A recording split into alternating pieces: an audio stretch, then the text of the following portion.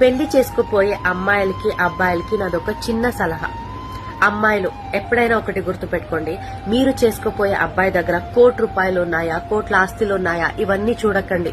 ఆ అబ్బాయికి మంచి మనసుందా, బేసిక్ లైఫ్ లీడ్ చేసేంత గుణం ఉందా, భార్య పిల్లల్ని చూసుకునేంత సామ్యత ఉందా, అది మాత్రమే చూడండి.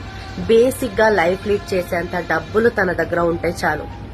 మంచి మనసే లేకపోతే ఎన్ని కోట్లుంటే ఏంటి, జీవితాంతం మీకు నరకంగానే ఉంటుంది.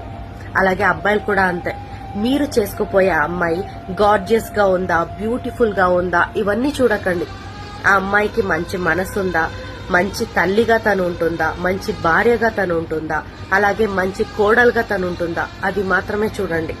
మీ అమ్మా నాన్నని తను బాగా చూసుకోవాలి. కోడలు కాదు, కూతురుగా తను మీ ఇంటికి రావాలి. అది మాత్రమే మీరు చూడాలి. అంతే కదా. లైఫ్ చాలా చిన్నది. మంచి పర్సన్ తో ఉంటే మాత్రమే ఆ లైఫ్ కి ఒక విలువ ఉంటుంది, లేకపోతే జీవితాంతం నరకంగా ఉంటుంది. పెళ్లి చేసుకోకపోయినా పర్వాలేదు, కానీ రాంగ్ పర్సన్ తో మాత్రం ఇరుక్కోకండి.